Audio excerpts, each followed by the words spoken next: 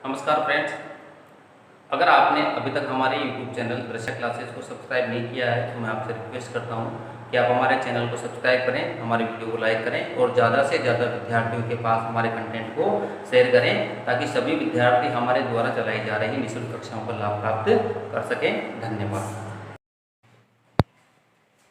Hello friends, तो आज हम जो है आपके लिए क्लास 12th का जो आर्गूमेंट डिबेट का जो टॉपिक है वो यहाँ पर लेकर आए हैं। और यहाँ देख सकते हो आप कि अपना जो आर्गूमेंट है ये अपने पास फॉर और अगेंस्ट इन दोनों में आता है।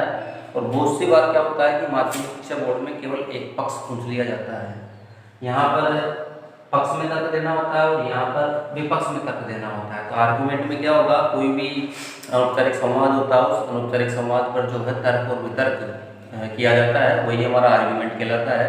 और हम सब भी जानते हैं कि कॉमन सेंस है कि आर्गूमेंट के लिए जो है तर्क वितर्क के लिए दो इंसानों का होना जरूरी होता है। तो उसी प्रकार से यहाँ पर हमारे पास दो पक्ष हैं, फॉर का और अगेंस्ट का। 50 वर्ड्स की हमारे यहाँ जो है इसकी वर्ड लिमिट होती है कि 50 वर्ड्स के अंदर हमें जो है इसको करना होता है और 4 मार्क्स इसके लिए बोर्ड के द्वारा निर्धारित किए गए हैं। क्वेश्चन आपके सामने लिखा हुआ है राइट एन आर्गूमेंट। हमें एक आर्गूमेंट लिखना है और आर्गूमेंट कितने शब्दों में लिखना है, 50 वर्ड्स में। 50 वर्ड्स में एक आर्गूमेंट लिखना है। व्हाट यू वांट टू से, व्हाट यू वांट टू से, क्या कहना चाहते हो आप, फॉर और अगेंस्ट दोनों में लिखना है, फॉर में और अगेंस्ट में, फॉर में और अगेंस्ट में दोनों में लिखना है। तो इसको अटेम्प्ट करने से पहले देखना जरूरी है कि लिखना एक में है या दोनों में लिखना है। बहुत सी बार एक ही पक्ष पूछा जाता है, right N argument in favour of, तो फेवर ऑफ है तो फिर पक्ष में लिखना है, वहां हमें विपक्ष में नहीं जाना है। टॉपिक है हमारे पास mobile are useful for students. आजकल हम देखते हैं सोशल मीडिया का प्रयोग जो है बहुत अधिक किया जाता है। मोबाइल से एक जो है लगभग सभी स्टूडेंट्स के पास देखने को मिल जाता है। तो टॉपिक भी यही रखा आज कि mobile are useful for student, कि मोबाइल विद्यार्थियों के लिए उपयोगी है। अब पहले टॉपिक को समझना जरूरी है। टॉपिक है mobile are useful for students, mobile विद्यार्थियों के लिए उपयोगी है। तो हमारा जो दिया हुआ टॉपिक है वो पॉजिटिव है, मतलब इसमें ये कहा गया है कि मोबाइल विद्यार्थियों के लिए उपयोगी है। तो जो हम फोर पक्ष लिखेंगे, जो फोर पक्ष हम लिखेंगे उसमें हम मोबाइल विद्यार्थियों के लिए उपयोगी है, इस पर अपनी पॉजिटिविटी रखेंगे, इस पर अपने सकारात्मक विचार रखेंगे। और जब हम अगेंस्ट पे जाएंगे, तो अगेंस्ट पे जब हम जाएंगे तो वहां हमें इसके विपक्ष में तर्क देना है। विपक्ष का मतलब है कि mobile are not useful for students, इस पर हमें वहां पर तर्क देना है। बहुत सी बार आर्गूमेंट को पैराग्राफ के रूप में पूछा जाता है। तो जब आर्गूमेंट को पैराग्राफ के रूप में पूछा जाता है तो वहां उसे लिखने का तरीका अलग होता है। लेकिन यहाँ डिबेट के रूप में जब लिखा जा रहा है इसको, फॉर और अगेंस्ट हमारे पास उपलब्ध है, तो इसको लिखने का जो तरीका है 50 वर्ड्स का, वहां दोनों टॉपिक हमें अलग अलग लिखने हैं। सबसे पहले हम शुरू करते हैं फोर को, सबसे पहले फोर को शुरू करते हैं। तो फोर में मैंने आपको बता दिया कि mobiles are useful for students, mobile विद्यार्थियों के लिए उपयोगी है, इसके पक्ष में हमें तर्क देने हैं। क्योंकि हम सब जानते हैं कि मोबाइल्स और विज्ञान की देन है, तो हम सब जानते हैं कि मोबाइल के साथ साथ कंप्यूटर है, टेलीविजन है, इंटरनेट है, ये सब विज्ञान की ही हमें देन है। तो यहाँ हम देखेंगे तो सबसे पहले हम शुरुआत करेंगे। शुरुआत किस प्रकार से करेंगे, देखो बहुत ही आसान तरीका है। एट प्रेजेंट, वर्तमान में, we are living in modern age. ये यहाँ पर मैंने पहली लाइन लिखी है कि वर्तमान में हम आधुनिक युग में रह रहे हैं। मोबाइल पे आधुनिकता को दर्शाने वाला है। अब मॉडर्न एज क्यों लिखा, modern age is an age of science. ये इसलिए लिखा है कि आधुनिक युग जो है वो किसका युग है, विज्ञान का युग है। तो ये तो हमने थोड़ा सा कॉमन सेंस हमारे तरफ से बता दिया है, तो लिखना होता है हमें। तो हमने बता दिया कि वर्तमान में हम आधुनिक युग में रह रहे हैं और आधुनिक युग विज्ञान का युग है और मोबाइल विज्ञान की देन है। अब हम शुरू करते हैं हमारा टॉपिक। तो सबसे पहले पॉजिटिव लिखना है, तो इसी लाइन को हम लिखेंगे ऐसे कैसे, mobiles are useful for students. पहली लाइन यहीं से शुरुआत कर दी हमने, पॉजिटिविटी ले ली है कि मोबाइल विद्यार्थियों के लिए उपयोगी है। अब थोड़ा सा 2-3 लाइन में हम जो ये बता देंगे कि मोबाइल विद्यार्थियों के लिए क्यों उपयोगी है। तो उसके लिए यहाँ पर जो है हमें हमारी तरफ से कुछ भी जो सबसे आसान लाइन होगी वो सोचकर हमें लिखनी है। तो देखो, मोबाइल्स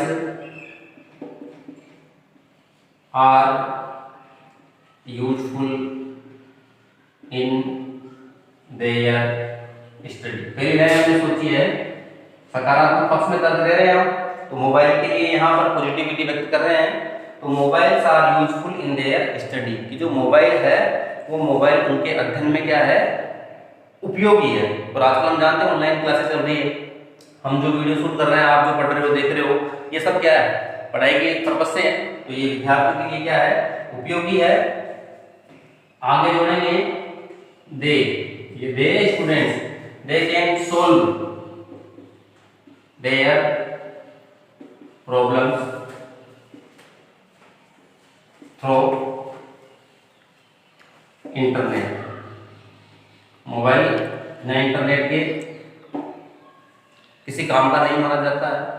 तो अगर विद्यार्थी इस पे अध्ययन करते हैं और अध्ययन में अगर किसी प्रकार की परेशानी आती है तो इंटरनेट के माध्यम से विद्यार्थी जो है वो अपनी समस्याओं का समाधान कर लेते हैं। तो मोबाइल के पक्ष में हम लोग तर्क दे रहे हैं, तो तर्क में हमें हमेशा ये चीजें बतानी होगी कि मोबाइल क्यों उपयोगी है। फिर अगला है, it always keeps in touch with family members.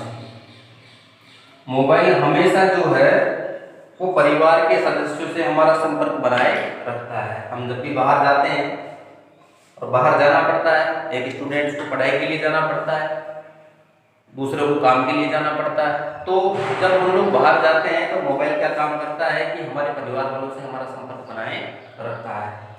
तो इस प्रकार से ये 2 या 3 या 4 लाइन में हमने बता दिया कि मोबाइल विद्यार्थियों के लिए क्यों उपयोगी है, केवल विद्यार्थियों के लिए।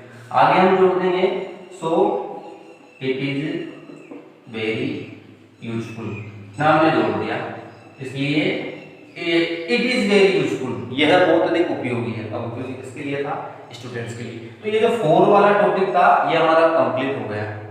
4 वाले टॉपिक में हमें केवल मोबाइल के सकारात्मक पक्ष पर जाना था, और सकारात्मक पक्ष में जरूरी नहीं है कि जो मैंने लिखा है वही आप लिखो, ऐसा कुछ भी नहीं है। और भी आसान लाइन जो आपको इनसे अलग आती है आप वो भी यहाँ पर ऐड कर सकते हो, और भी शॉर्ट लाइंस जो आपको आती है या कहीं उपलब्ध है वो भी आप यहाँ ऐड कर सकते हो। अब दूसरा जो हमारा पक्ष था ये तो था पक्ष में, और अब हम जाते हैं विपक्ष में। तो जब हम विपक्ष में जाएंगे, विपक्ष में हमारे पास है अगेंस्ट। यहां हमें विपक्ष में तर्क देना है, और विपक्ष में तर्क देके ये बताना है कि मोबाइल विद्यार्थियों के लिए उपयोगी नहीं है। तो शुरुआत हम कैसे करेंगे इसकी, इट इज ट्रू दैट, यह बात सत्य है कि modern age is an age of science. यहीं से हमने ऊपर शुरुआत की थी, एज ऑफ साइंस। ये बात सत्य है कि आज का युग विज्ञान का युग है, बट अब हम यहाँ इसका विरोध करेंगे। बट से हम विरोध कर रहे हैं क्योंकि हमें विपक्ष में तर्क देना है। बट लेकिन मोबाइल्स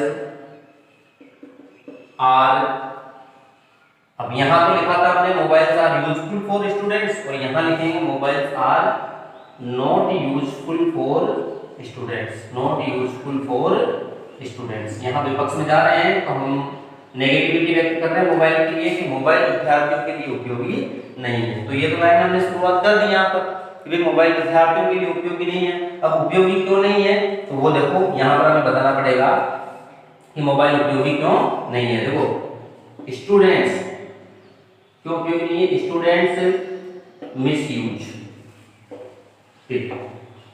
विद्यार्थी जो है इसका दुरुपयोग करते हैं, विद्यार्थी मोबाइल का दुरुपयोग करते हैं। ऊपर हमने बताया था पक्ष में कि ये उनके अध्ययन के लिए लाभदायक है, लेकिन अध्ययन के लिए सभी के लिए लाभदायक नहीं है। जो इसको अध्ययन में उपयोग करता है उसके लिए लाभदायक है, और जो अध्ययन में उपयोग नहीं करता है उसके लिए मिसयूज ही है। तो स्टूडेंट्स मिसयूज इट। आगे बढ़ेंगे आप। They waste their time on it. वे जो है अपना अधिकांश समय इस पर बर्बाद कर देते हैं, मोबाइल पर बर्बाद कर देते हैं। फिर जोड़ेंगे हम, it is only a medium of entertainment. हमने यहाँ जोड़ दिया, ये केवल एक क्या है, मनोरंजन का साधन है। तो हम अब जो है विपक्ष में तर्क देते जा रहे हैं। तो विपक्ष में इसलिए तर्क देना पड़ रहा है कि पक्ष में जब हमने मोबाइल के बारे में बता दिया तो विपक्ष में हमें बताना ही पड़ेगा कि मोबाइल विद्यार्थियों के लिए उपयोगी क्यों नहीं है। और हम सब जानते हैं, कॉमन सेंस है ये हमारा, कि आर्गुमेंट में एक तरफ पक्ष होता है तो दूसरी तरफ विपक्ष होता है। टॉपिक आपका कोई सा भी हो, पक्ष और विपक्ष में आपको वहां वाद विवाद करना ही पड़ता है। तो इतना 2 या 3 लाइन हमने लिख दी। तो इस प्रकार से अगर आप और भी जोड़ना चाहें, एक आध लाइन जोड़ सकते हैं, और नहीं जोड़ना चाहें तो हम इसको खत्म भी कर सकते हैं। तो खत्म करेंगे तो thus we can say that, इस प्रकार से हम कह सकते हैं कि mobiles are not useful for students. एक शब्द सीमा का जो है हमें यहाँ विशेष ध्यान रखना है कि हमारे पास वर्ड लिमिट जो है 50 शब्द की है। अब टॉपिक 2 लिख रहे हैं तो 4 में 25 और नेक्स्ट में भी 25, तो 25-25 वर्ड इन दोनों में हम लिखें, तब जाके हमारा जो 50 वर्ड्स का टारगेट है वो पूरा कर सकते हैं। 2-5 शब्द अगर ज्यादा हो जाते हैं तो उससे कोई खास फर्क नहीं पड़ता है। और अगर टॉपिक केवल एक पे ही पूछा जाए, जैसे 4 पे लिखना है और 4 पे पूछा जाए, तो फिर वहां पर 50 शब्द में हमें केवल जो है 4 वाला ही पूरा करना है। अगर विपक्ष में पूछा जाए तो 50 शब्द में हमें केवल विपक्ष पूरा करना है, और दोनों में पूछा जाए तो दोनों में 50 वर्ड्स में पूरा करना है। तो ये यहाँ पर 50 वर्ड्स के आसपास का हमारा टॉपिक पूरा हो गया। तो जरूरी नहीं है कि जो मैंने यहाँ लिख के बताया आपको, आप भी उसको इसी प्रकार से लिखो। लिखना आपको इसी प्रकार से है, लेकिन भाषा आप उसकी बदल सकते हो। लैंग्वेज जो यहाँ लिखी हुई है उस लैंग्वेज को आप बदल सकते हो। अगर आपको लगता है कि और भी आसान लैंग्वेज है तो आप उस आसान लैंग्वेज को काम में ले सकते हो। अब जो कि ये हमने देखा मोबाइल का, अगर मोबाइल के साथ साथ सपोज करते हैं हम, हमारे पास अगर कंप्यूटर के लिए आता है, हमारे लिए टेलीविजन के लिए आता है, तो कंप्यूटर और टेलीविजन के लिए भी अगर हमारे पास आर्गुमेंट आता है तो वो भी सेम इसी प्रकार से होगा, यही लैंग्वेज रहेगी। बस केवल इसमें जहां जहां पर मोबाइल से दिया होगा, यहाँ मोबाइल से तो यहाँ टेलीविजन कर दो, यहाँ मोबाइल से तो यहाँ टेलीविजन कर दो, क्योंकि टेलीविजन भी स्टडी के लिए उपयोगी है। तो यहाँ आप टेलीविजन कर सकते हो, यहाँ कंप्यूटर कर सकते हो, यहाँ कंप्यूटर कर सकते हो। अब क्योंकि आजकल तो टेलीविजन भी स्मार्ट आने लगे हैं तो वो भी जो है इंटरनेट से कनेक्ट होने लगे हैं, तो हम ये भी नहीं कह सकते कि सर टीवी में इंटरनेट कैसे चलेगा, स्मार्ट टीवी आजकल आने लगे हैं। तो इस प्रकार से मोबाइल के साथ साथ कंप्यूटर का और टेलीविजन का भी ये बन जाएगा। तो आप एक का तैयार करोगे तो 3 टॉपिक आपके पास इससे तैयार हो रहे हैं। तो आर्गुमेंट था ये अपने पास, और आप जो है ज़्यादा से ज़्यादा मैं ये अनुरोध करूँगा आपसे कि हमारा जो चैनल है यूट्यूब चैनल दृश्य क्लासेस के नाम से है, और आप ज़्यादा से ज़्यादा हमारे चैनल को सब्सक्राइब करो और अधिक से अधिक विद्यार्थियों के पास जो है जो हमारा चैनल है उसको आप शेयर करो। बहुत ही अच्छा मैटर आपको निःशुल्क जो है यहाँ पढ़ने के लिए उपलब्ध करवाया जा रहा है। धन्यवाद।